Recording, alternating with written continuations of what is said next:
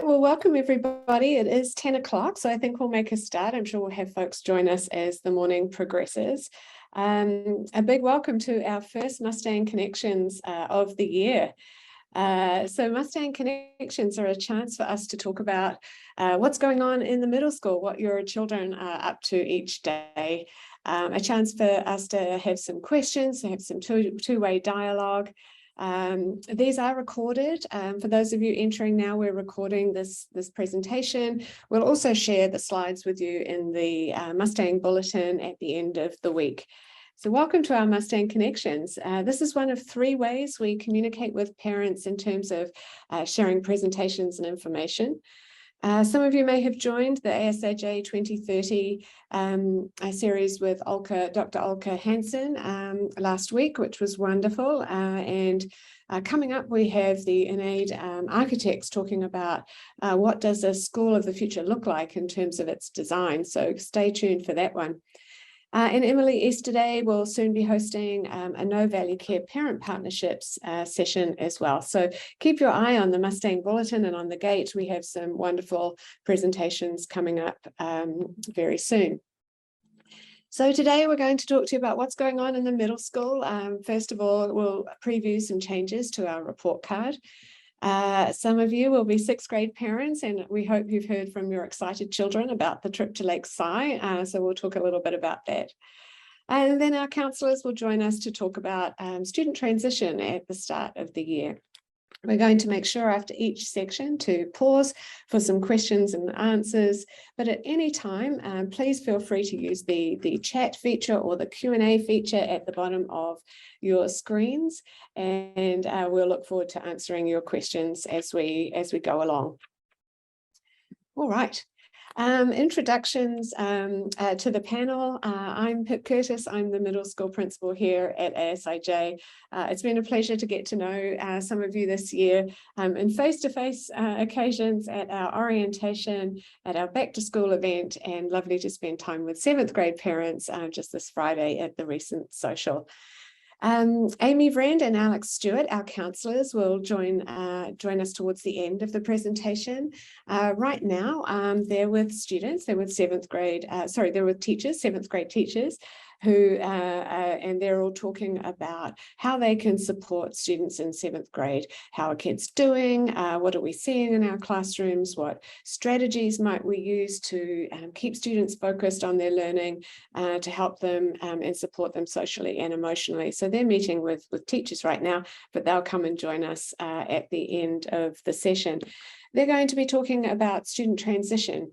Whether your child is new to ASIJ or new to their grade level, the beginning of the year is a time for new things, new friends. Some of our students have had their friend group move on from the school. They have new teachers, they have new routines, and sometimes these transitions can be challenging for students. So they're going to join to talk about tips and tricks. And over to you, Mark. Mark's the fourth member of our panelists. Hi, I'm Mark Vermeer. I'm the associate principal here in the middle school. And I'm going to talk a little bit about Portrait of a Learner and how that looks on our upcoming reports. So as you may know, our Portrait of a Learner is a combination of really global competencies. We've adapted the Portrait of a Learner from New Pedagogies for Deeper Learning and made it ASIJ's own. Each competency has dimensions within it, and each of those dimensions has a progression that allows for students to self-assess and to self-reflect on where they are on these areas of deep importance. And so as we think about Portrait of a Learner, and we take you back to Dr. Olka Hansen's discussion. She was here with us through the 2030 series on the 29th of September. And one of the things that she spoke about in her book, The Future of Smart, is that early adolescence, that period of time where your students as middle school students are right now, is a period of rapid and in fact greatest neural development. It's also a period of structural remodeling, where the brain, quite frankly, is building new pathways, new cognitive pathways, as well as remodeling and sort of pruning old pathways. As you know, your children in the middle school, you know that they thrive and desire that social interaction. They desire validation. They desire opportunity, and they really come into their own as young people in the thinking about thinking. And when we discuss thinking about thinking, there's an educational term that comes from that, and that is metacognition. And as you can see in this quote here, metacognition, that idea that it's an awareness of how we perceive and we think about our ability to think and apply ourselves. Knowledge cognition is basically the type of thinking where we deal with people or persons or tasks or strategies. That's the knowing stuff part of knowing. And that regulation cognition is where we overlayer that with the planning and control, the reflection, evaluating, monitoring, those types of things. So as you see this cycle there, you can see really what we're talking about is metacognition, the idea that we know things and we know how to plot and plan and monitor our ability to learn. And putting that together in a metacognitive cycle is really critical now for this age group, to not only know the stuff, but to know how to think about thinking. Our portrait of a learner works to address just that. And as we move forward, what we'll find is students self-reflecting and self-assessing on their learning in these 6 areas, so that they're able to think about, I have a student-friendly version of mindset, you'll see it in just a second in a slide, but so that they're able to think about their progress as they engage in learning, as they engage in, let's say, for example, a science class, maybe moving themselves from, with help, I can identify what I know, to something along the lines of maybe up near the accelerating, I understand what I need to learn, and I'm skilled at figuring out how to learn it. So that's that metacognitive piece that is really so important. As Mark discusses, these dimensions, the progression that you have in front of you, these really targeted descriptors are what helps our students to be metacognitive. So instead of just asking them, how is your mindset? Are you being a self-directed learner? We're really helping them to think about what does it mean to be a self-directed learner, and how, as Mark shares, can I move myself along that continuum? And it is these patterns of thinking that develop the architecture of the brain, that develop lifelong learners who not only can learn when a teacher is in front of them as an 11 or 12-year-old, but who can learn throughout their lives because they have built these patterns of thinking. So that's what we're working on here at the school in lots of different ways. These are some examples that we shared last year, so we'll whip through them pretty quickly. But for those of you who are new, your children will be asked to reflect and to think about their thinking in each of their classes. This is an example from mathematics where a student was given a prompt linked to the progression, and they reflected by saying, one thing I need to work on, I've covered myself here. One thing I need to work on is ask the person who isn't joining in some questions. So this student is really thinking about, how do I collaborate in math? Here's a further example of collaboration from science. And in science, students were asked to reflect on how they were doing with collaboration before the project. How are you as a collaborator generally? What are you going to work on? What are your targets, again, from those progressions? And then what are you going to, after the project, how far did you get? And what are your next steps? So you can really see how the metacognition is coming into play. Is an example from humanities, where students worked on 3 different dimensions, and again from collaboration. They put a star by the things that represented where they were with their collaboration prior to the unit or early stages of the unit. And then at the end of the unit, they underlined how far they've come. So if we don't ask students to think about how they're developing these really important competencies, then they're never really going to consciously get there or consciously understand what are my strengths, what are my next steps. And we believe these portrait of a learner competencies are so important that students need to apply them to all of their subject areas and beyond the world of school, that this is what's going to help them to be successful in school and in life. So what impact does that have on the report card, and how can you know how your children are doing with regard to the portrait of a learner competencies? So you will notice in our report card this year, the removal of the old-fashioned approaches to learning. They were collaboration, responsibility, and self-directed learning. You heard us talk a little bit about collaboration and self-directed learning as we went through those portrait competencies earlier. So really they're being phased out. Elementary phased them, have already phased them out, and high school will in future years. Teachers will still comment on learning behaviours in the teacher comment box. And we're going to add a portrait self-assessment into the report card. So those are the changes that are coming up. But prior to those reflections being included on the report card, you'll be able to see in EDSB, in the grade book, comments by the teacher guiding formatively your child's progress.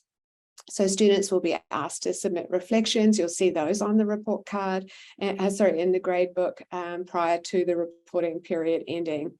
And you'll be able to see the teacher's guidance and validation of those reflections. Clearly, we wouldn't put on the report card a comment that a child made if the teacher didn't feel it was accurate, that there wasn't evidence to back it up, that it wasn't using the indicators on the progressions to guide the child. So what you'll see is a report card that looks more like this. The standards remain. They will take up the bulk of the top section of the report card once the ATLs have been removed. And then you'll see a comment box where teachers will comment on how your child has been learning in class and with regard to the learning behaviours and the portrait of a learner, as well as the academic competencies. So what might that self-reflection, that self-assessment look like on a report card? Here's an example. Using the global citizenship portrait competency, and in this case, looking at the global perspective dimension. This child has reflected saying, I understand that in Japan, we depend on the Ukraine for grain to make our bread. Because of the war and its impact on farming and transport, bread is now way more money. So this child has been focusing in her humanities class on developing a global perspective as part of their social studies unit, and you can see the reflection that she's made. So we hope that by including these self-assessments, these teacher-validated assessments, using the portrait progressions, using those quality indicators, you will also get some insight into your child's thinking and progress with the portrait competencies. Again, the focus really is on self-reflection and student assessment of their own learning. We are teaching learning as well as teaching the academic competencies. So as Mark began by saying, this metacognition is really thinking about thinking, learning about learning. And the way to do that is this constant reflection, assessment, this process that students go through to understand better the way that they're learning, their strengths and next steps, building that architecture in their brains, not just memorizing facts, but learning how to learn. All right, I'll pause for breath and some questions here. That was a lot of information. I don't see any questions coming up in our Q&A. If you have some, please pop them in now, or if you would prefer in the chat box, we would be happy to answer questions about Portrait of a Learner, metacognition, report cards, any of those things. Practicing my teacher wait time. You might be typing. All right, we'll progress to talk a little bit more now about Lakeside, but please do populate the chat or Q&A boxes there. Anything you might like to know that we can help you with. Right, we do have the anonymous Q&A feature on as well. I know sometimes if you're not an educator, it can feel a little intimidating to ask questions about education, but please, all your questions are welcome. Yeah, as we talk a little bit about Lakeside, I would just encourage parents to maybe just add to the chat, when you hear about Portrait of a Learner, is that a thumbs up thing, a thumbs down thing? How does that make you feel? You know, the school is investing a lot of time and into working with faculty and with your students in order to build that metacognitive, self-reflective attribute. And would love some feedback from parents as well. Anyway, on to Lakeside. Hey, we leave tomorrow. Half of our grade 6 going to be going to Lakeside tomorrow, and the other half on Thursday. Saiko, or Lakeside, is the smallest of the 5 Fuji lakes, as you can see. On a beautiful day, it looks a lot like that. So that would be fantastic if tomorrow it was going to look like that. Why would we want to go to Lakeside? Well, there's a couple of major reasons. Number one is to have some fun together as a 6th grade and to build community, right? To get off campus and to build that community time together. But also it's to take a look at Portrait of a Learner competencies and the idea of how do we weave in, here's mindset, and on the next slide is collaboration. How do we weave in these experiences within the learning to be able to think about flexing the muscles of these dimensions within our portrait competencies. So tomorrow, I know the routine out at Lakeside, and I know that those groups are going to be working interdependently as a team. They're going to be working on their interpersonal and team-related skills, and they're going to be asked to process a little bit about not only their listening, but making sure that others are heard, working together to build their collaboration. On the previous slide, mindset, I know that they're also going to work through some challenges, right? So how do we approach certain things that might seem a little daunting? How do we persevere and sort of flex our grit to be able to really make sure that we can come out of it, not necessarily with 100% success, but growth? How do we keep that really mindset growth focused and deal with setbacks when they happen? So those are a couple of great reasons. Fantastic scenery, good community and off-campus learning, and a chance to be able to take a look at our Portrait of a Learner there in the field. Yes, so we're visiting a campsite that we've been going to for many years. The grade 8 students prior to the pandemic had an overnight trip to Lakeside. There are wonderful cabins at the campsite as well. It's about a 2-hour drive in the bus from school to the campsite. Students will arrive as usual in the morning before boarding the buses around 8:15. For the drive up to the lake. The last part of the trip is a little windy. We put in the trip information. If your child experienced travel sickness, it might be the day to take one of their travel sickness tablets. We only had one child last year feel unwell. It's a beautiful drive around the lake, but a little bit windy at the end there. So some of the activities, as Mark discussed, collaboration and mindset are really important when you're building a raft to paddle on the lake. And nobody wants to fall in the lake when it's a little chilly. So it's all very important to collaborate with one another, to tighten those ropes, to listen to one another when you have different ideas about how your raft might come together. You see the students there with their jackets and life jackets on. You can see in the top right-hand corner an activity called island hopping, where teams work together to get all of their teams safely from one side to the other.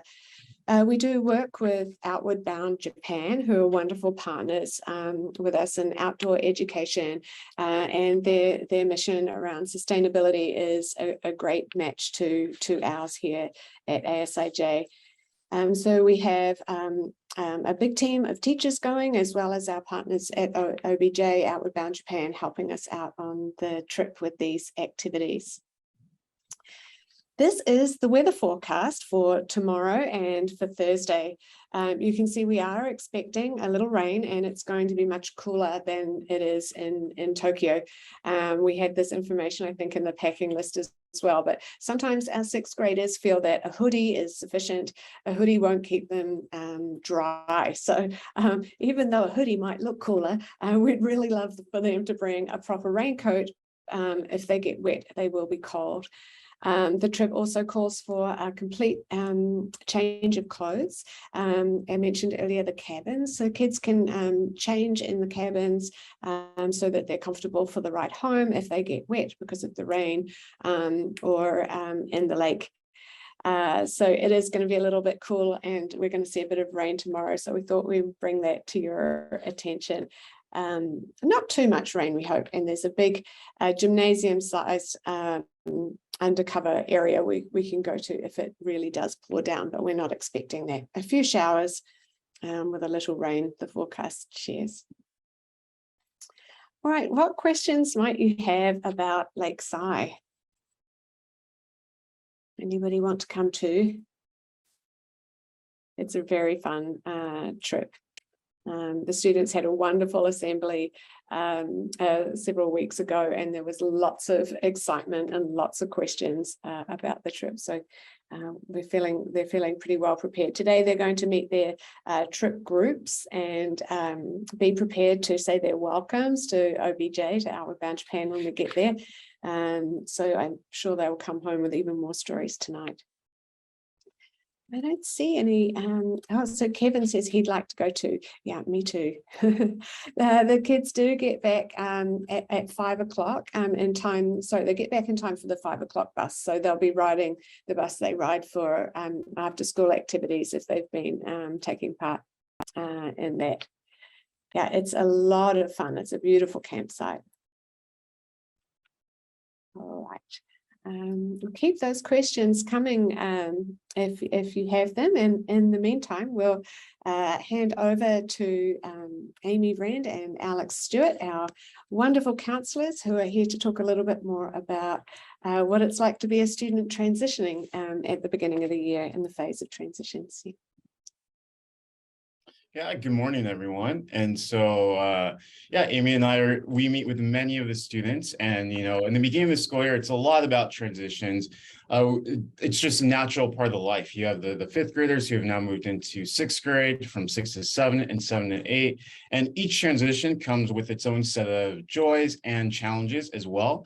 You know, for grade 6 students, they're learning to manage expectations of different teachers, excited about being here in middle school, but yet still a little bit nervous about getting around. They're learning to organize themselves now with these different teachers and expectations and the workload. They're, you know, beginning to build those friendships, and you know, those peer groups are becoming or solidifying in terms of, you know, they're decide, no, I'm going to be friends with these sets of people versus just everyone in the classroom. So lots of good things, you know, that happen. They are a little bit nervous, you know, in the beginning of the school year about starting middle school, but they start to feel comfortable as they learn to get around in their classes. You know, in our grade 7 students, their transition as they've, gone from 6 to 7, they're more comfortable. They've been in the middle school. They know their peer group. They know, how to get around. But those peer pressures, those are things that cause joy and stress as well, as they really start to depend on those groups, and those groups are very important to them as well. And they're beginning to learn who their new teachers are this year.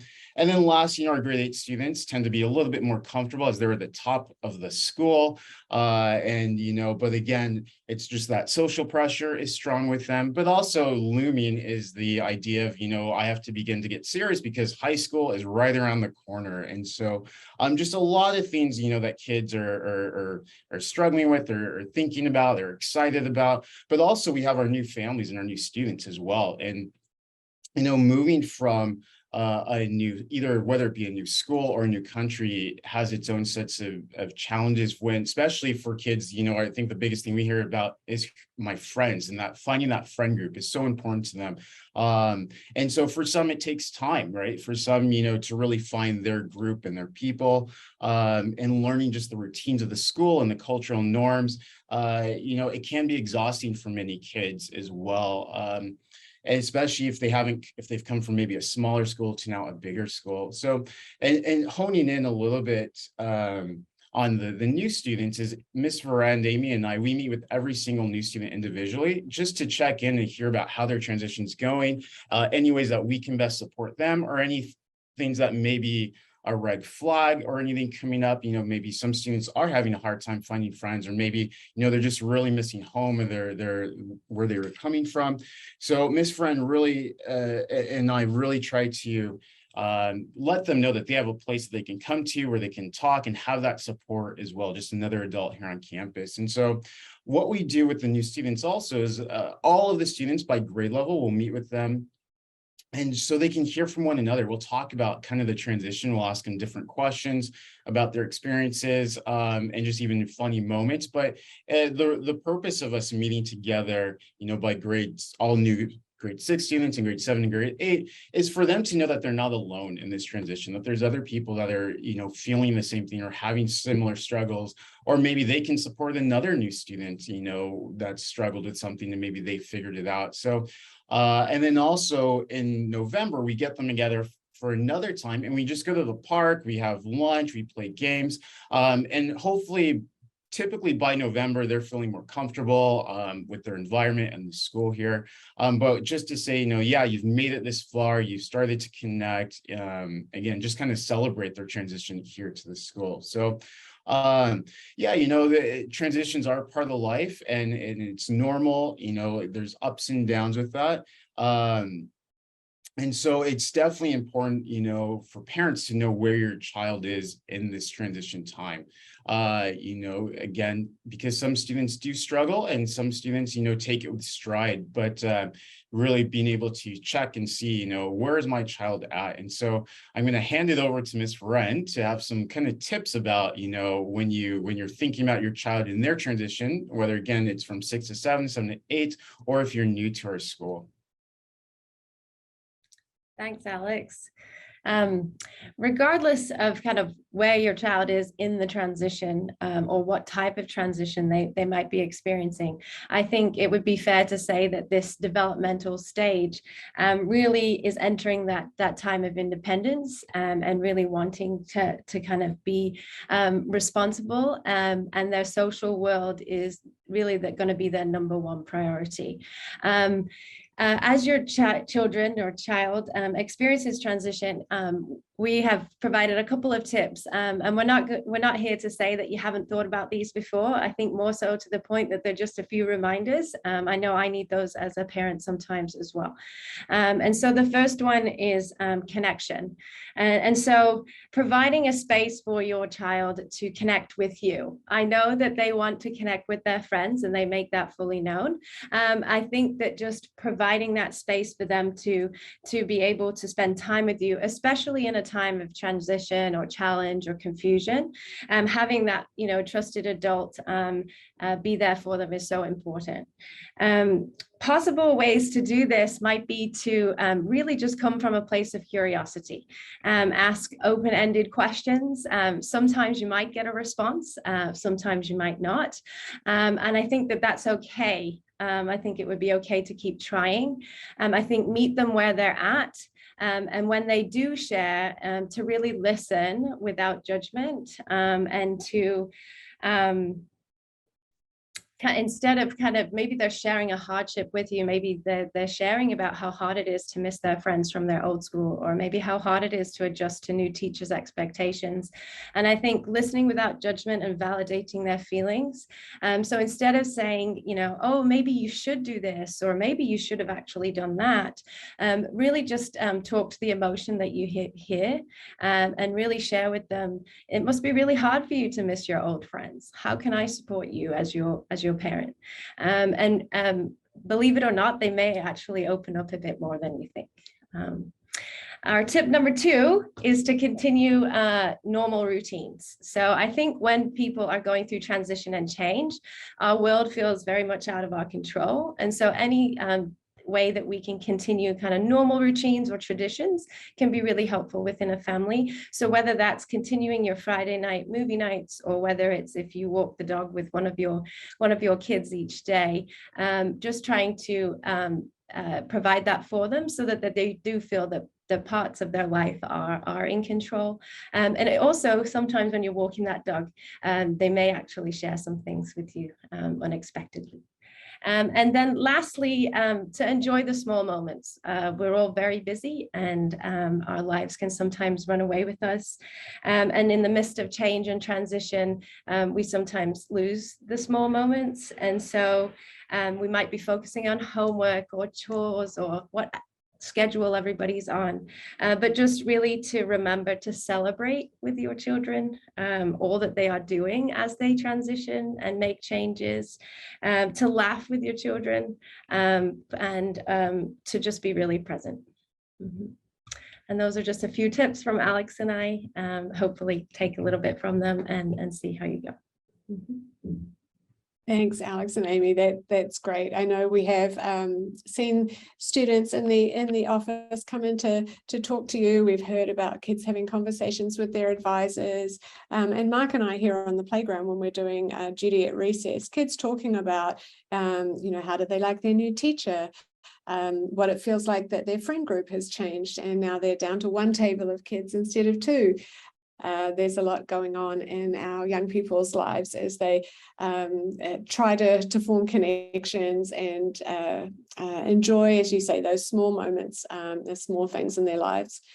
We hope that the Lakeside trip provides students with an opportunity to make connections as well. They'll be in mixed groups. So while they've got to know their advisory, they'll be getting to know some other students tomorrow, and perhaps some friendships will form out of that. You can follow us on Twitter at MSASIJ. We'll be trying to post some pictures over the next couple of days so that you can see where your kids are. Hopefully that they have put their jacket on and that they're staying warm in the morning, and that they're having a fun time. We'll take some photos and share them with you there. We also have a feedback survey that you'll receive after the presentation. Zoom will send it right out to you, and we'll also include it in the slides that we'll post in the Mustang Bulletin. But perhaps there are some more questions as we wrap up today. Please feel free to add your questions in the chat or the Q&A feature. We'll hang about for a bit longer to see what questions might emerge. If you don't have questions, then thank you for joining us today. We always appreciate being able to share what's going on in the middle school, and we appreciate you being partners with us, tuning in to listen and talk. Any questions, pop them in the chat. For those of you who are heading out, thank you for coming. Let's see, do we have any more questions here? No. Mark, did you think of any questions as we went along, or Alex and Amy, I wonder if there are things that we haven't covered that could be useful. Well, if I was a grade 7 or 8 parent, I would want to know when my students were going to go on a trip as well. That would be a question that I might ask. But we might save that for a future Mustang Connections to really get into. Yeah. Well, I know that Mr. Smith, on behalf of the 7th grade team, is eagerly planning for a trip to Hiroshima and Himeji Castle in April.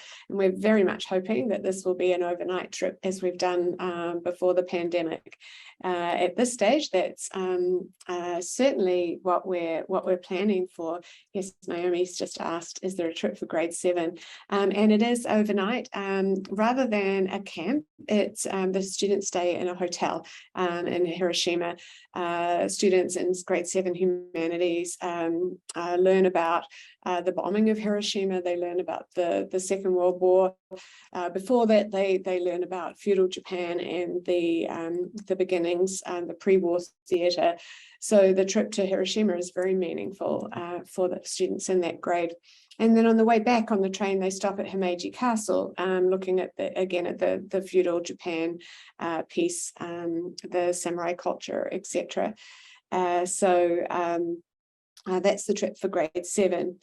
In grade 8, we're looking at a trip again to Lakeside, considering if we can return to overnight at the campsite we just mentioned, in which case probably the next year, grade 6 will go back to Kiyosato. So we're trying to go back to some of our pre-pandemic routines. Starting with day trips has been very successful. And starting with the grade 7 trip, which stays in a hotel, it's more manageable, having smaller numbers of students sharing their rooms together. Because as many of you might know, accommodation in Japan can be in larger futon rooms. And so we've had bigger groups of students in the past stay in those larger rooms, but the hotel is more manageable. Great. I can see Mark's answering a question now about EDSB. EDSB is such a useful tool to see what your children are doing in their classes. Their teachers post in the journal what's happened in class, what resources have been shared. And you can also click on the My Work tab to look at the grade book, where you'll see not only results as tagged to the standards, you'll also see reflections on the portrait of a learner. So if you're having trouble logging into EDSB, you could contact support at ASIJ, that's our tech support. There is also in an early Mustang bulletin a video for how you can connect to EDSB. But perhaps if you've tried that, you might be ready to get some support from support at asij.ac.jp. And Patrick Olson is our tech support person, and he's ready and able to help you there. If you didn't catch that address, you could also write to the middle school office, and we would be happy to forward that along for you.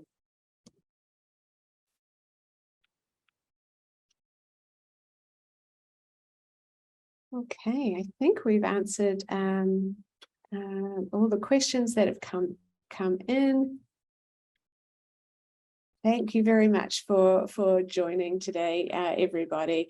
If you do have a question that you didn't feel you'd like to ask in the audience today, don't hesitate to reach out to us here at the school, and either to the counsellors, to Mark or I directly, or by writing to middle school office. We're here to help, and we love to engage and partner with you. Thanks everybody for coming. We'll say goodbye for now. Have a wonderful day.